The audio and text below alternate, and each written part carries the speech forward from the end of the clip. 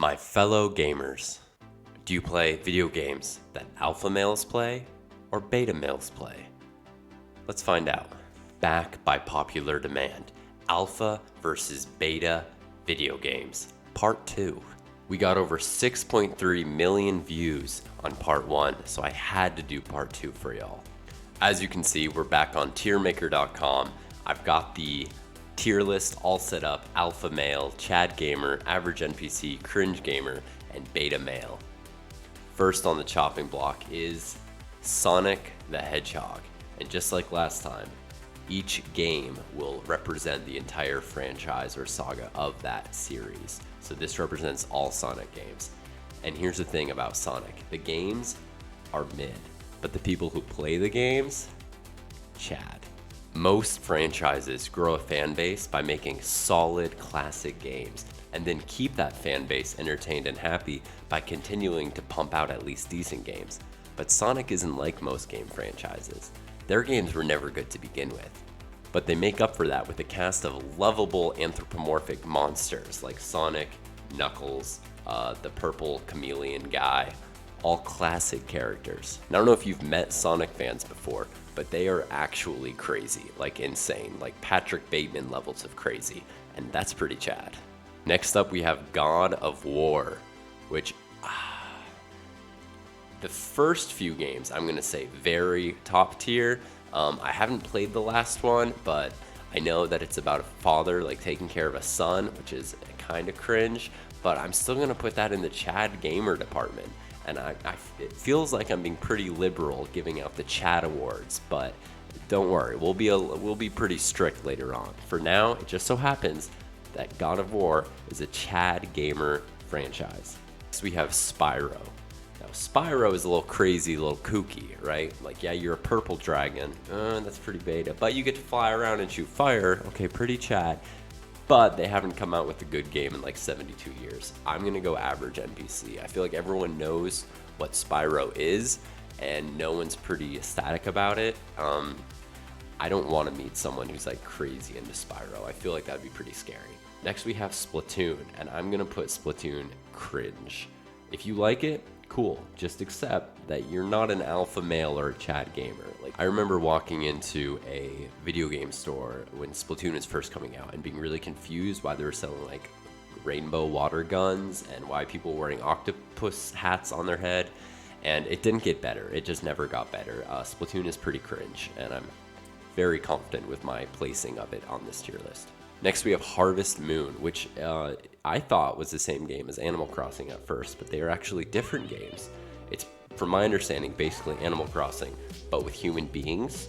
I'm gonna put that at pretty NPC. I don't know, I've never really met any crazy Harvest Moon fans, well maybe one, but I'm gonna have to say just pretty average NPC for now. That may change though. Like, I'm not very strong in that opinion. Next we have Xenoblade Chronicles, which I would put average NPC, but I don't think most NPCs know what this is. I feel like it's weirdly popular, but also hasn't really had any impact on the larger gaming community.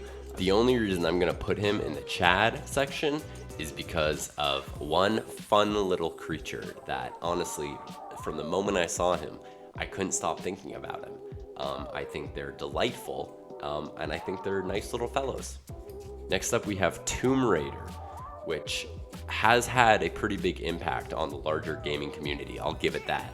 But here's the thing, the type of people who like Tomb Raider are the type of people who like Tomb Raider for 2D polygonal breasts. And for that reason, I have to put it in cringe. I feel like the only time you would see like someone representing a Tomb Raider shirt, the shirt would be way too small for them, even if it was an XXL size. Next we have Banjo-Kazooie. There's no doubt in my mind that it's Chad or Alpha, but right now I'm trying to decide which. Whether it be the original, which is just a great time all around, or the Nuts and Bolts game, which was an amazing car driving and building game. I'm gonna put it at alpha male. I think if you like Banjo-Kazooie, then I like you. Assassin's Creed. Assassin's Creed is a very interesting franchise. I feel like a lot of people have very fond memories of it, and If you would have asked me a couple months ago, I probably would have put it up in this department, right? I recently became re-exposed to the franchise after seeing some gameplay, and I think it's pretty average NPC. I think it's pretty overrated, and I think they could have stopped after like the first 3, and they would have contributed just as much as they have. Next we have Crash Bandicoot, whose art style terrified me as a child, and I'm gonna go average NPC. I don't like the game, I don't like the gameplay, I don't like the art style, I don't like anything about it, but I don't think that liking it is inherently a beta move. I just think it's not for me. And I feel like everyone knows what Crash Bandicoot is, so average NPC game. Dead by Daylight.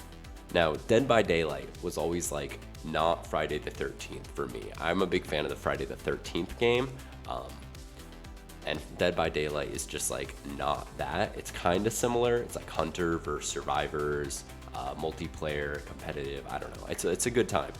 Friday the 13th, that is. Dead by Daylight is not. It's repetitive. It's hard to see what's going on.